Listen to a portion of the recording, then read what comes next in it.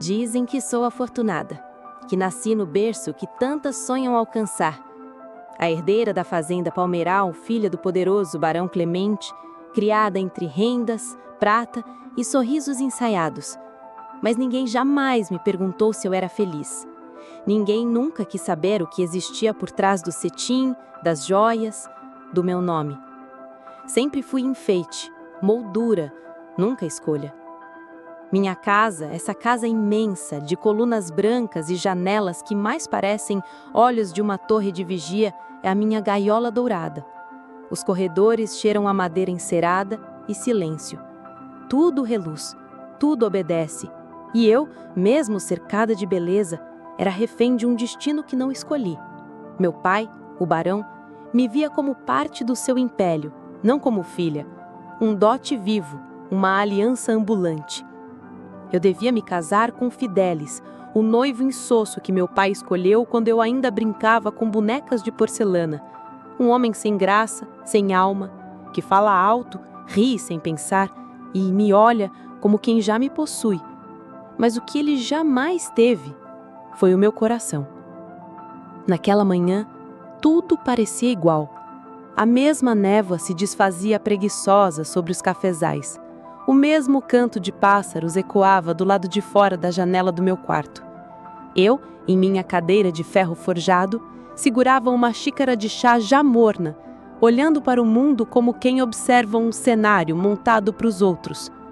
O cheiro de café fresco invadia o andar superior da casa e as criadas falavam baixo no corredor, com pressa nos pés. E então, ele chegou. Eu o vi pela primeira vez cruzando o pátio entre os homens que descarregavam as carroças. Não era como eles. Não se curvava, não corria para agradar. Caminhava com passos firmes, ombros largos e uma postura que misturava força e serenidade. A camisa branca, já marcada pelo suor do dia, moldava o corpo com naturalidade. E os seus braços, os braços de um homem que conhecia o peso do mundo. A pele reluzia à luz do sol como bronze livro, mas foi o olhar que me prendeu. Aqueles olhos, escuros, intensos, que não desviaram dos meus quando me notaram na janela. Não tinham medo nem submissão. Me olhou como se pudesse me atravessar, como se enxergasse tudo aquilo que ninguém jamais quis ver. Meu coração deu um salto. Uma batida seca, solitária, que eu senti no peito, no pescoço, na ponta dos dedos. Por um segundo, perdi o fôlego e me dei conta de que ele era o primeiro homem que me via de verdade. Não como filha do barão, não como futura esposa de Fidelis, mas como mulher, como alguém que sente, que sonha, que deseja. Abaixei o rosto rapidamente como se tivesse feito algo proibido, mas por dentro algo havia sido aceso, e por mais que eu tentasse, não havia como apagar. Naquela noite, durante o jantar, tudo me pareceu mais sem gosto que o normal. Fidelis falava sobre cavalos ou era sobre importação de sementes, eu não sei. Eu apenas via os lábios dele se moverem enquanto minha mente voltava ao olhar do capataz desconhecido, Rafael. Ouvi o nome dele sussurrado por uma das criadas e gravei como quem grava um segredo sagrado.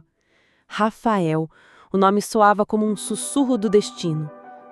No dia seguinte, arranjei qualquer desculpa para ir até os fundos da fazenda. Falei de um lenço perdido, de uma inspeção qualquer nos canteiros de flores. Eu só queria vê-lo de novo. E lá estava ele, cercado por trabalhadores, coordenando a tarefa com voz firme, mas justa. Seus olhos cruzaram com os meus novamente, e dessa vez ele sorriu. Um sorriso pequeno, discreto, mas cheio de significado. Meus joelhos fraquejaram. Senti o sangue ferver sobre a pele. O que era aquilo? Era medo? Era desejo? Era tudo ao mesmo tempo? Naquela noite, me tranquei no quarto e chorei. Não de tristeza, mas de confusão, de raiva, de fome, de liberdade. Percebi que o que sentia por Rafael era perigoso, proibido, impossível. Mas era real. Pela primeira vez na vida, algo era real. Nos dias que se seguiram, o meu pai pareceu notar minha inquietação. Começou a observar meus passos com mais rigor. Mandou Rafael para tarefas mais distantes e eu, desesperada, esperava pelas tardes em que ele voltava, suado, exausto, mas ainda assim com aquele olhar sereno, firme e cada vez mais presente nos meus sonhos. Fidelis seguia me cortejando com flores que não escolhia, com palavras que não entendia, com planos que jamais foram meus. Eu sorria por educação, mas por dentro já não havia espaço para ele. O espaço havia sido tomado por um olhar, por um nome, por um homem que sequer podia me tocar, mas que já havia tocado o que ninguém jamais alcançou. Minha alma. Os dias passaram, mas não da forma como antes. Antes, eles escorriam pelos meus dedos sem deixar marcas. Agora, cada dia era uma espera. Cada manhã, uma esperança de vê-lo de novo, mesmo que de longe. Rafael, havia algo de silencioso e profundo entre nós. Algo que não precisava de palavras, mas que dizia mais do que qualquer conversa. E ainda assim, eu precisava vê-lo.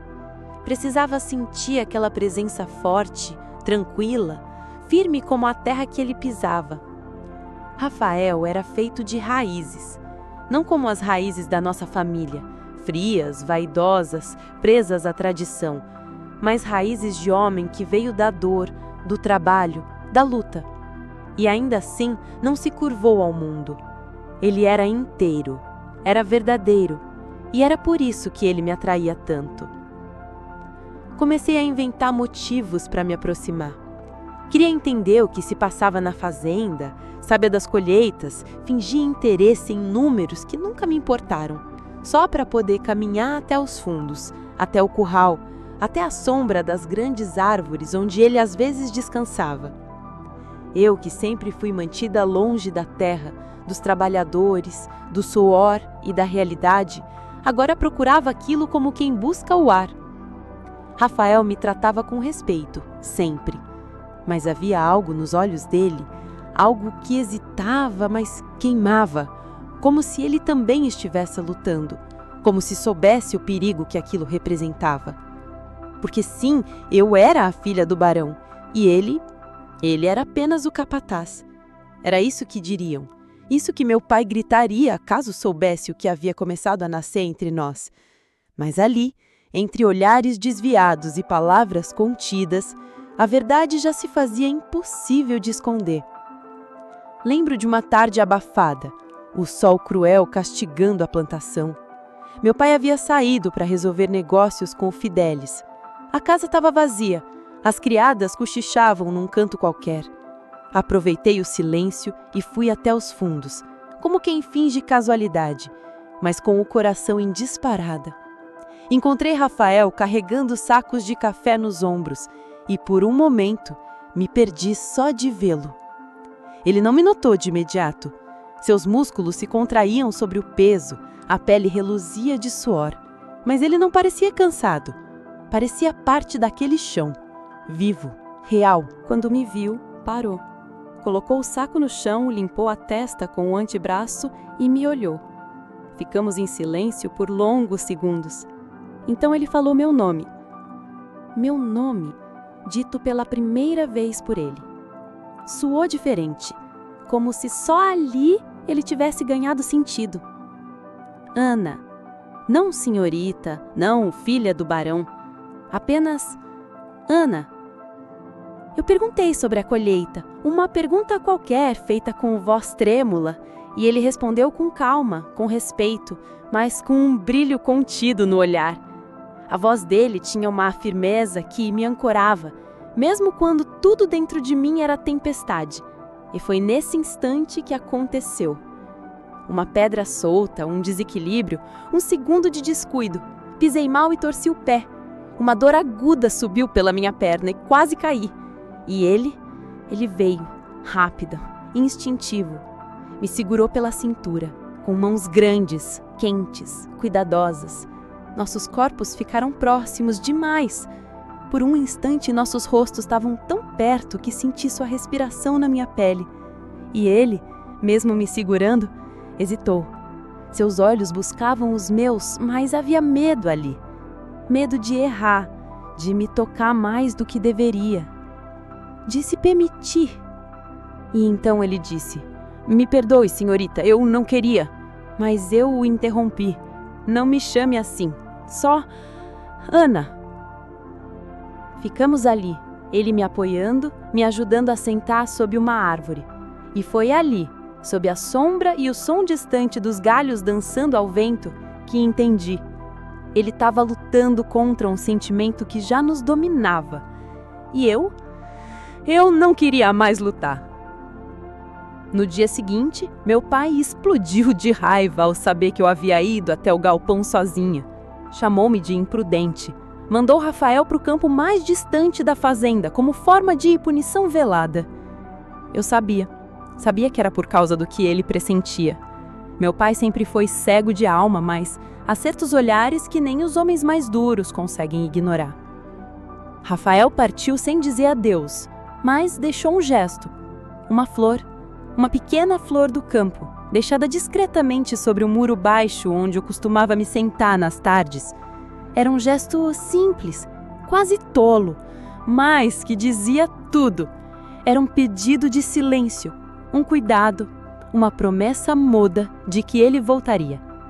Eu guardei aquela flor como se fosse ouro, e toda noite antes de dormir me lembrava do toque leve de suas mãos, do modo como me segurou sem invadir, como me olhou sem exigir, como me viu, como ninguém nunca me viu antes. Aos olhos de todos eu ainda era noiva do herdeiro, mas dentro de mim algo já havia mudado. O futuro que desenharam para mim começava a se desfazer em pedaços, porque meu coração já tinha escolhido outro caminho. E mesmo que o mundo inteiro dissesse que era errado, que era loucura, dentro de mim eu já sabia. O amor que nascia entre nós era o único gesto de verdade naquele lugar inteiro. Eu sempre imaginei que a minha fuga seria grandiosa, que eu atravessaria os portões da fazenda como uma heroína, vestida em coragem e ousadia. Mas a verdade é que quando se foge, não se leva quase nada, nem joias, nem vestidos, nem planos, só o que pulsa dentro do peito. E eu fugi com isso, com o meu coração nas mãos e com o nome dele nos lábios, Rafael. Nos dias que antecederam o casamento, a casa virou um teatro sufocante. A cada arranjo de flores, a cada vestido ajustado, eu sentia minha alma gritar. Fidelis vinha todos os dias, me trazia doces, elogios vazios, falava como se já me possuísse. Meu pai sorria, orgulhoso, como se estivesse prestes a fechar o maior negócio da vida. E eu sorria de volta, um sorriso de boneca rachada. Mas à noite, o vazio me engolia, e era Rafael quem me preenchia, não com promessas, mas com presença. A cada bilhete deixado em segredo, a cada troca de olhares no campo, a cada gesto sutil, nosso amor crescia em silêncio. Era perigoso, era impossível, mas era tudo que fazia sentido. Foi numa noite em que a lua estava cheia, clara como farol no céu escuro, que corri até ele. O vestido leve, os pés descalços, o coração em desespero. Encontrei-o no velho estábulo, onde ele dormia desde que meu pai o mandara sair da sede. E ali, entre o cheiro de feno e terra molhada, eu desabei. Disse que não aguentava mais, que não suportava a ideia de pertencer a alguém que não escolhi, que não era mais capaz de fingir e que, se ele ainda me queria, que fugíssemos juntos. Rafael me olhou como quem carrega um mundo nas costas. Lutava contra o instinto de me proteger, contra o medo do que poderiam fazer conosco. Mas então segurou meu rosto com as mãos grandes, firmes, e disse baixo: "Eu te amo, Ana. E se for para morrer, que seja lutando pela sua liberdade." Na madrugada do dia marcado para o casamento, enquanto todos dormiam sob a ilusão da festa que viria, saímos pela porta dos fundos. Levei um vestido simples, um pão seco e a fé de que o amor era mais forte que a ordem. Rafael me guiava por trilhas que só ele conhecia. A mata era escura, viva, cheia de sons. Galhos cortavam nossa pele, os pés afundavam na lama, mas o que importava? Estávamos livres. Pela primeira vez, livres. Atrás de nós deixávamos a estrutura de um mundo que não aceitava amar fora das regras. Eu ouvia cães ao longe. Sabia que meu pai acordaria e viria com tudo. Ele não perderia sua filha para um homem pobre, para um capataz. Não aceitaria que seu melhor investimento fugisse com o que ele chamava de vergonha. Mas a vergonha era dele. Eu carregava amor. A fuga durou horas, horas que pareciam dias. Quando o sol começou a nascer, chegamos a um vale escondido, um pedaço de terra onde a floresta se abria em clareira. Um riacho cortava as pedras como serpente de prata. Ali, naquele pedaço do mundo esquecido, Rafael parou e disse: "Aqui é seguro. Meu avô me trazia aqui quando eu era menino. Ninguém conhece esse lugar." Ali foi onde recomeçamos. Construímos um abrigo com as mãos, dormimos sob folhas, comemos frutas silvestres, lavamos a alma no rio e rimos como nunca, porque tudo era difícil, mas tudo era nosso. Eu, que nunca soube o que era viver sem vigilância, agora pisava com os pés na terra. E mesmo sentindo frio, fome e medo, me sentia mais viva do que jamais estive na casa grande. Rafael, com sua força calma, fez fogo, caçou, me ensinou a ouvir o mato. E eu, entre quedas e aprendizados, fui deixando de ser filha do barão. Fui virando Ana, só a Ana. Com os cabelos presos em um lenço, a saia suja de barro, os pés arranhados e os olhos cheios de brilho novo. À noite, deitados sobre o céu aberto, contávamos estrelas. Ele me falava sobre sua infância, suas dores, as cicatrizes que o mundo nunca quis ver. E eu contava meus silêncios, as palavras que calei por anos, os sonhos que escondi debaixo das almofadas de cetim. Pela primeira vez, alguém escutava. Pela primeira vez eu existia além do que esperavam de mim. Foi durante uma dessas caminhadas que Rafael começou a reparar em algo curioso no solo, um brilho estranho em pedras próximas ao riacho, um traço escuro que ele já vira em histórias antigas, e me disse: "Ana, tem algo aqui. Não é só terra. Pode ser riqueza, pode ser sorte." Eu ri.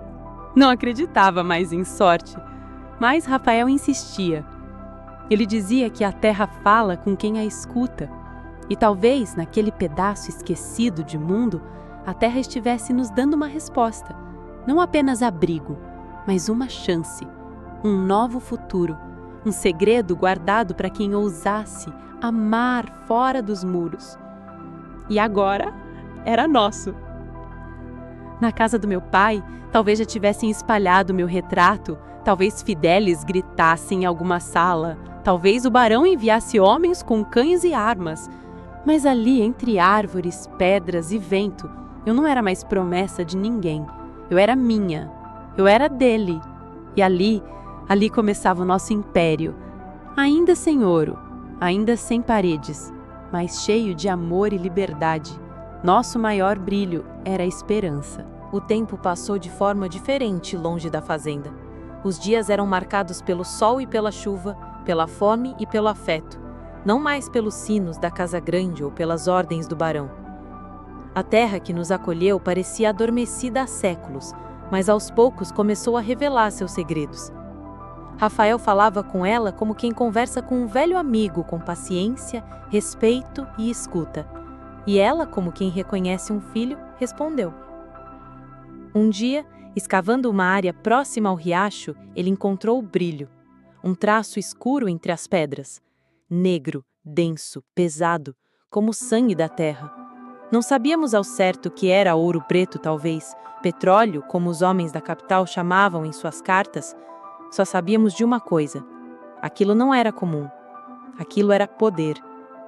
Mas o poder só vale algo quando se sabe o que fazer com ele. Sentados ao redor do fogo, naquela mesma noite, falamos de voltar. Pela primeira vez, falamos de enfrentar, não mais fugir. Rafael olhou nos meus olhos e disse, com voz grave e calma: eles nos tiraram tudo, Ana, mas não tiraram o que a gente construiu aqui. Se essa terra tem um valor, ele será nosso. Não para nos vingar, mas para vivermos com dignidade. Eu temi. Voltar era perigoso. O nome do meu pai ainda tinha peso. Fidelis, apesar de tolo, era filho de um barão influente. Nossa história seria tratada como escândalo, como traição. Mas ali, com as mãos entrelaçadas às dele, entendi que o verdadeiro escândalo seria viver escondida para sempre. Nosso amor merecia o sol. Rafael foi o primeiro a partir. Voltou à cidade sem o peso do capataz, mas com a postura de quem sabe o que carrega. Levou parte do material para análise, vendeu o suficiente para iniciar o plano e voltou com um brilho novo no olhar. Comprou terras vizinhas à antiga fazenda do meu pai, em nome de um novo sócio. Assumiu dívidas que o barão fingia não ter e começou a semear um novo império não feito de imposição, mas de estratégia. Tudo no silêncio, tudo com calma, como quem planta, esperando o tempo da colheita. E eu esperava por ele, na clareira entre as árvores que agora já conheciam o meu nome. Cuidava da casa simples que construímos, pensava nos dias em que viveríamos sem precisar fugir. Às vezes, no espelho da água, via a menina que fui, a que usava vestidos caros e joias pesadas, e sorria como quem reencontra um fantasma. Aquela menina morreu na noite da fuga. Eu era mulher agora. Uma mulher que escolheu, que amou, que resistiu. O nome de Rafael começou a circular. Primeiro como um boato. Um novo investidor, um homem misterioso de modos discretos, mas olhar certeiro. Depois, com mais força. Ninguém sabia exatamente de onde vinha sua fortuna, mas ele causava desconforto entre os velhos barões. E isso era música para os meus ouvidos. Meu pai, ao que soubemos, começava a enfrentar dificuldades, dívidas mal escondidas, safras comprometidas, aliados impacientes e, pior, o escárnio público por ter perdido a filha. Para ele não bastava me ter de volta, ele precisava restaurar sua honra. E essa honra era o que Rafael ameaçava, sem levantar a voz, sem apontar armas, apenas existindo. Fidelis, humilhado e confuso, se tornou um fantoche nas mãos do barão. Tolo demais para entender que nunca me teve, fraco demais para perceber que era apenas uma peça descartável. E assim, o velho mundo começava a ruir, não com explosões, mas com rachaduras silenciosas. Foi então que soubemos de um leilão, um evento social importante onde terras seriam vendidas, uma última cartada do barão para manter seu domínio. Rafael me olhou com os olhos cheios de verdade e disse: é hora. Nos vestimos como nunca antes, não para parecer quem não éramos, mas para mostrar o que nos tornamos. Chegamos ao evento juntos, de mãos dadas, sob os olhares escandalizados dos que ainda acreditavam em castas. E ali, diante de todos, Rafael fez sua oferta não só pelas terras, mas pela história, pela nossa história. Meu pai empalideceu, não por orgulho ferido, mas por reconhecer ali, diante de todos, o homem que ele tentou esmagar e falhou. E ao meu lado, eu não era mais a filha obediente, era a mulher que escolheu o impossível e fez dele caminho. A aposta estava feita, a colheita plantada, não de café, mas de coragem, de liberdade, de amor que não pede permissão para existir. Eu nunca imaginei que o fim do meu cativeiro seria tão silencioso, tão sereno. Durante anos, acreditei que a liberdade viria com o som de portas arrombadas ou gritos de revolta, mas ela chegou diferente. Chegou vestida de dignidade, de coragem, de escolha. E o nome dela era Rafael.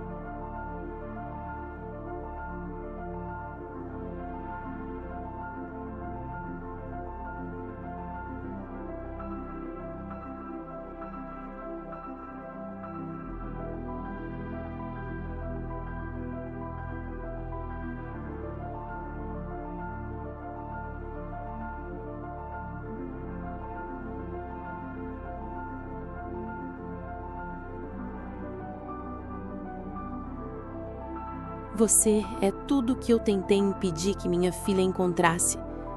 Pausou. O silêncio era cortante, mas é também tudo que ela merece. Foi como se o chão cedesse. Meus olhos se encheram. Vi meu pai não como o barão, mas como um homem velho, cansado, diante da vida que não conseguiu controlar. Talvez ele soubesse, no fundo, que perdeu, muito mais do que terras. Perdeu minha infância, minha confiança, minha ternura. Mas naquele instante, ele me devolveu algo. Meu pai tirou do bolso uma pequena chave. Era a chave do portão da fazenda Palmeiral. E a estendeu para Rafael. Cuide dela como eu não soube. Transforme essa terra em algo que faça sentido. Dê a ela o lar que eu nunca consegui dar. Rafael, em silêncio, aceitou. Não por submissão, mas por respeito. Aquele gesto, vindo de um homem como meu pai, era o que muitos chamariam de redenção. Eu chamaria de amor tardio. Ainda que não repare as feridas, ainda que não apague os gritos, ele, enfim, me enxergava.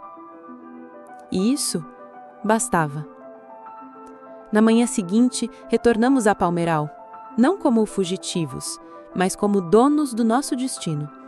As janelas, antes fechadas para o mundo, agora estavam escancaradas para o vento. Os corredores, antes silenciosos de medo, agora ecoavam riso, e os campos floresciam. Decidimos não viver do que herdamos, mas do que escolhemos. A riqueza descoberta no refúgio foi usada para reconstruir, para empregar, para cuidar. Criamos um novo modelo de fazenda, onde ninguém era invisível, onde os nomes valiam menos que os gestos, onde ninguém precisava baixar os olhos ao falar. Rafael e eu nos casamos sobre uma árvore antiga, testemunhados por aqueles que caminharam conosco. Não houve coroas, nem contrato, só promessas sussurradas com as mãos unidas e os olhos marejados. Prometemos amor e liberdade.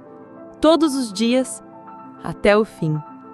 E no fim daquela tarde, diante do horizonte dourado do Vale do Paraíba, de mãos dadas com Rafael, eu disse: essa é a nossa colheita, meu amor, não do café, mas da nossa própria liberdade.